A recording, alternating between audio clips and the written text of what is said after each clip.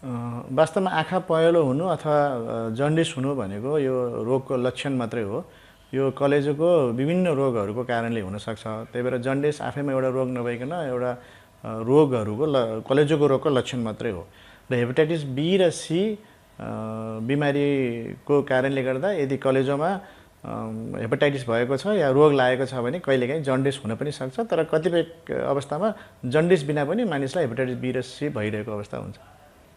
अवश्य वास्तवमा भन्ने हो भने हामीले विश्वभरिकै तथ्याङ्क हेर्ने हो भने पनि हेपाटाइटिस बीबाट ग्रसित व्यक्तिहरूमध्ये 1/4 मात्रै उनीहरूले आफूलाई हेपाटाइटिस भएको भन्ने बारे जानकारी छ भने त्यस्तै हेपाटाइटिस सी पनि 1/3 मात्रै आफूलाई सो रोग लागेको थाहा भएको छ।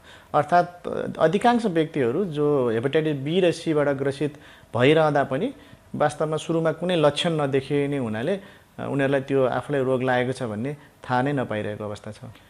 हेपाटाइटिस भनेर रक्सीले मात्रै हुन्छ भन्ने कुरा सही होइन, यो अर्धसत्य हो। वास्तवमा हेपाटाइटिस भन्नाले कलेजो सुन्निने अथवा कलेजोको कोषहरू जुन सुन्निने अवस्थालाई भनिन्छ, जुन रक्सीले पनि हुन्छ त्यसलाई हामी अल्कोहोलिक हेपाटाइटिस भन्छौँ। तर यो जुन भाइरल हेपाटाइटिस भन्ने हामीले भन्छौँ, जुन यो हेपाटाइटिस बी र सी क्रोनिक दीर्घ रूपमा हुन्छ, त्यसलाई चाहिँ हामी हेपाटाइटिस बी र सीले गर्दा हुन्छ भन्छौँ। त्यो बाहेक पनि अरू ए विभिन्न कारणले हुनसक्छ। हेपाटाइटिस बी र सी वास्तवमा छुट्टै छुट्टै नै रोग हो, जुन दुईटै फरक किसिमको भाइरसले नै हुने हो।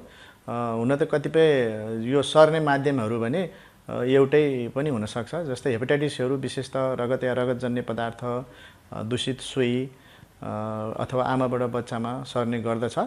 त्यस्तै हेपाटाइटिस सी पनि प्राय रगतजन्य पदार्थहरूबाट बढी र त्यस्तै दुईटै हेपाटाइटिस बी र सी यौनजन्य क्रियाकलापबाट पनि सर्न सक्दछ। दुवैले दीर्घ रूपमा क्रोनिक हेपाटाइटिस गर्दछ र दुवैले नै सिरोसिस र लास्ट अन्त्यमा गएर कलेजोको क्यान्सर समेत गर्न सक्दछ। तर यसको पत्ता लगाउने जाँचहरू र उपचार विधिहरू चाहिँ अलिकति फरक छन्। यदि कोही व्यक्तिलाई हेपाटाइटिस बी रोग लागेको छ भने उसले आफ्नो परिवारका अन्य सदस्यहरू या नजिकको व्यक्तिहरू, विशेषतः अब श्रीमान भए श्रीमती या श्रीमतीले आफ्नो श्रीमानको बच्चाबच्चीहरूको गराउँदा राम्रो हुन्छ, किनभने यो परिवारभित्र पनि सर्ने उत्तिकै समस्या हुन्छ। जिम्मेवारी हाम्रो सहज र सुलभ स्वास्थ्यको